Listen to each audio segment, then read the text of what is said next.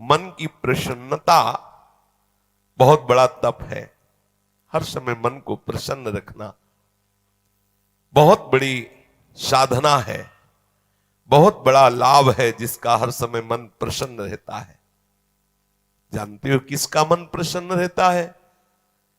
जिसका मन प्रभु से अपनापन कर लिया है। मन को सदैव प्रसन्न रखना है तो भगवत संबंध से ही मन प्रसन्न रह सकता है। ये मन चंचल क्यों रहता है, अशांत क्यों रहता है? ये जितना विषयों का चिंतन करेगा, जितना नाशवान परिवर्तनशील वस्तु व्यक्ति स्थान का संबंध स्वीकार करेगा, उतना ही जलेगा, उतना ही अशांत रहेगा, उतना ही चंचल रहेगा। त्यागात शांति अनंतरम, जितना ये सब वस्तु व्यक्ति स्थान का राग त्याग करेगा उतना ही शांत हो जाएगा, उतना ही आनंदित हो जाएगा, उतना ही प्रसन्न हो जाएगा। मना प्रसादः, यदि आप मन को प्रसन्न करना चाहते हैं तो किसी भी व्यक्ति वस्तु स्थान का इसे संबंध न रख ले पावे, ये सावधानी रखना। और होता क्या है, बोले चलो मनोरंजन करते हैं, कहां? किसी व्यक्ति में, किसी वस्तु में, किसी स्थान में, किसी द्रव्य में। होता क्या है, मनोरंजन होता नहीं, एक नई जलन, एक नई चिंता, एक नई कामना, एक नई वासना, एक नया फसाव। चले थे आनंद लेने और फंस गए। हमारा मन प्रसाद, मन प्रसन्न कब होगा? बहुत ध्यान की बात है। भगवान कह रहे त्यागात शांति अनंतरम, यदि आप शांति देना चाहते हो अपने मन को, आनंद देना चाहते हो, प्रसन्नता पाना चाहते हो, तो आप वस्तु व्यक्ति स्थान के संबंध से रहित कर दो अपने मन को। एकमात्र प्रभु के चरणारविंद में आप अपने मन को लगा दो। फिर आप देखें आपका मन सदैव प्रसन्न रहेगा, क्योंकि प्रभु अविनाशी है, वस्तु व्यक्ति स्थान परिवर्तनशील है। वो एक रस प्रसन्न रह ही नहीं सकता जिसका वस्तु व्यक्ति स्थान से संबंध है, नहीं रह सकता, क्योंकि वो एक रस नहीं है तो मन कैसे एक रस होगा? वो विनाशी है, परिवर्तनशील है, मूल में दुख है, केवल ऊपर से सुखद दिखाई दे रहा है। मन में अशांति, दुख, क्लेश, बंधन का कारण है किसी वस्तु व्यक्ति स्थान से अपनापन कर लेना। सूक्ष्मता से देख लीजिए, अभी हम यही फंसे हैं, चाहे हम ज्ञानी भगत हो चाहे प्रेमी भगत हो, अभी केवल मन के भगत हैं, मन को अभी भक्ति के मार्ग में नहीं खड़ा कर पाए। किसी भी वस्तु व्यक्ति स्थान से राग न रह जाना ये वैरागी का लक्षण है। समस्त वस्तु व्यक्ति स्थान में एकमात्र सच्चिदानंद आराध्य देव को देखना ये अनुरागी का लक्षण है। हम देखें कि हम ना तो वैरागी है ना अनुरागी है, हम तो रागी है। हर वस्तु व्यक्ति स्थान से हम सुख भोगना चाहते हैं। देख लो, अगर ऐसा नहीं तो फिर मन जाएगा ही नहीं। जब तक सुख की लालसा नहीं तब तक मन जाने वाला नहीं। इसको जहां जहां सुख का मिलने का भाव है वहीं वहीं ये जाता है। जब धन संपत्ति, स्त्री, पुत्र, नाना प्रकार की भोग सामग्री, इनमें हम अपनापन कर लेते हैं तो मन हमारा चंचल हो जाता है। सबका प्रश्न होता है, मन भजन में नहीं लगता, चंचल है। मन चंचल आपने किया है, आपको ही छोड़ना पड़ेगा। आपने वस्तु व्यक्ति स्थान से संबंध कर लिया है, वो चंचल परिवर्तनशील नाशवान वही लक्षण मन को आ रहे। वो आप अविनाशी प्रीतम से अपना संबंध कर लो, देखो कितना आनंद मन में रहता है, कितनी प्रसन्नता रहती मन में। भगवत चरणारविंद का आश्रय लेने वाला हर समय प्रसन्न रहता है, ये पहचान है। भारी से भारी विपत्ति में भी उसका हृदय आनंदित रहता है, क्योंकि ये विपत्ति संपत्ति बाहरी बात है। वो जिस आनंद में मगन है वहां न विपत्ति का न संपत्ति का, दोनों का प्रवेश नहीं, न हर्ष न शोक का। इसलिए मना प्रसादा, साधक ध्यान दे संतुष्ट है वा, हर परिस्थिति में मन को प्रसन्न करना सीखे, प्रसन्न रखना सीखे। परिस्थिति में प्रसन्न तभी रह सकते हैं जब भगवत चरणारविंद का आश्रय नहीं। कभी परिस्थितियां किसी को चैन नहीं लेने देती, कभी संयोग, कभी वियोग, कभी हर्ष, कभी शोक, कभी अनुकूल, कभी प्रतिकूल, कभी मान, कभी अपमान, इसी द्वंद्व में हम पिसते रहते हैं। तो मन कहां प्रसन्नता का अनुभव कर पाता है। मन की प्रसन्नता के लिए सांसारिक वस्तु, व्यक्ति, परिस्थिति, देश काल, घटना आदि को लेकर के हम अपनापन, अहम करके उसे ना माने। जैसे ये व्यक्ति मेरा है, ये वस्तु मेरी है, ये स्थान मेरा है, ये अमुक अमुक मेरे। अब आपका मन प्रसन्न नहीं रहेगा, जलेगा, अशांत रहेगा।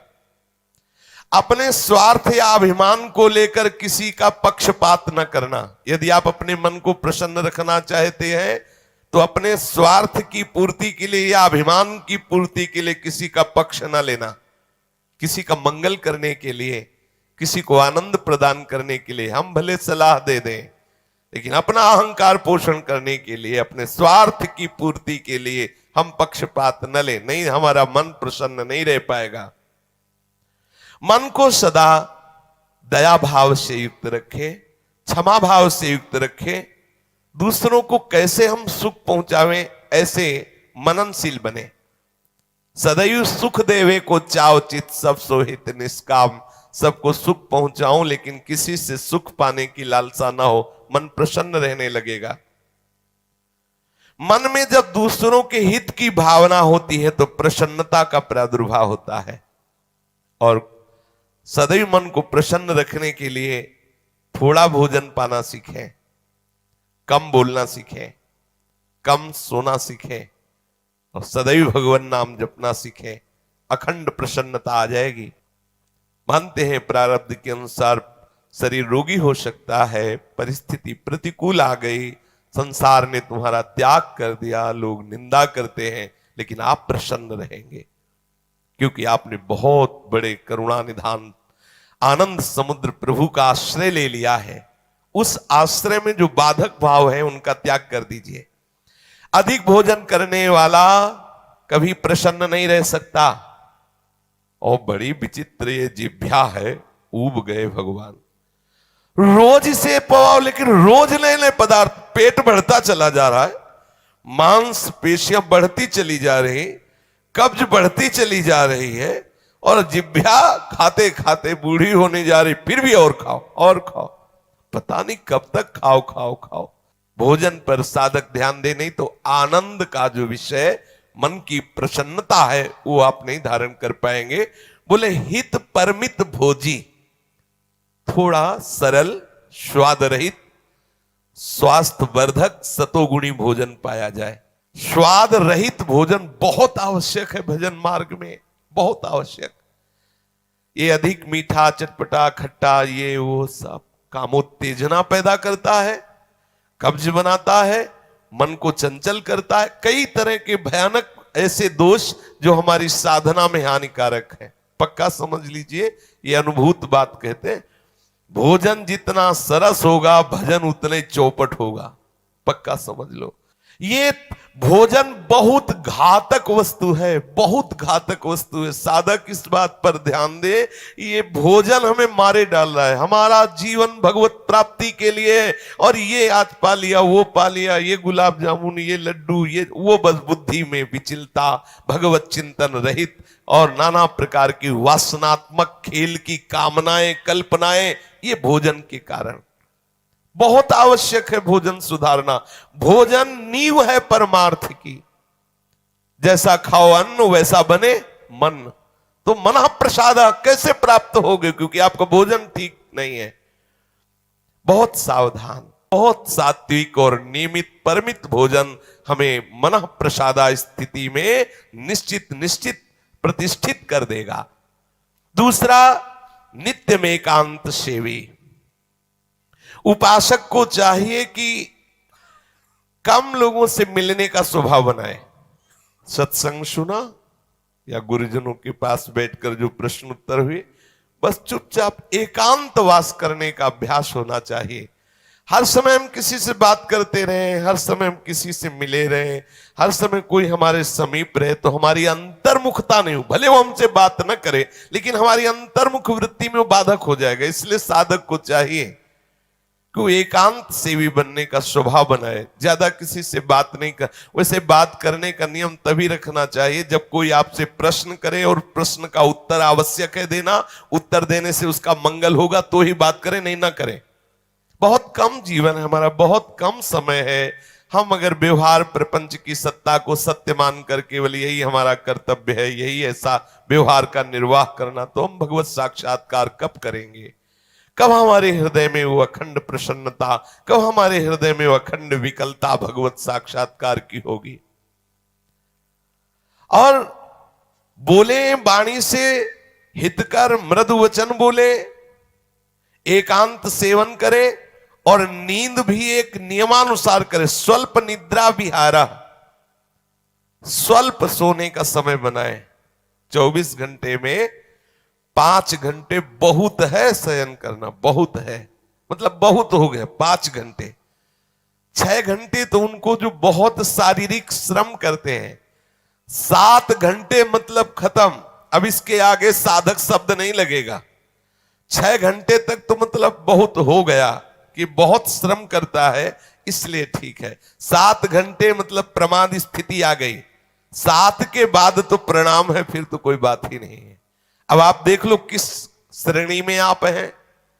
उत्तम साधक 4 घंटे में हो जाता है, ठीक है। 5 घंटे, 5 घंटे पर्याप्त है। और जिनको बहुत शारीरिक श्रम होता है वो 6 घंटे। और कुछ तो ऐसे होते हैं कि हर घंटे में झपकी, हर घंटे में आनंद। हाँ, समाधि भाव को, निद्रा समाधि स्थिति, व्यास भरोसे कुंवर के सोत पाव प्रसाद। सत्संग हो रहा है, थोड़ी ढिलाई हुई, बस गए, समाधि में गए बिल्कुल। हाँ, मक्खी बन बनाए चाहे मच्छर बल बनाए चाहे महात्मा बल बनाए, कोई फर्क नहीं पड़ता। अपने निद्रा समाधि स्थिति, आओ समाधि भीतर। स्वामी हरदास जी कहते, मनी उतना डुलाओ, आओ समाधि भीतर। आ गए तो थोड़ा सावधान करे। स्वल्प निद्रा विहार, और घूमने फिरने का भी एक नियम होना चाहिए। आपकी दिनचर्या एक नियमित होनी चाहिए। यदि आप नियम के अनुसार भोजन, नियम के अनुसार शयन, नियम के अनुसार घूमना और नियम के अनुसार बोलना चालना रखेंगे नियम से, तो आपका मन बहुत शीघ्र भगवत चरणारविंद में लग जाएगा। भगवत चिंतन से मन में प्रसन्नता आ जाती है। यदि आप ऐसा करेंगे तो आपका मन सदैव प्रसन्न रहेगा।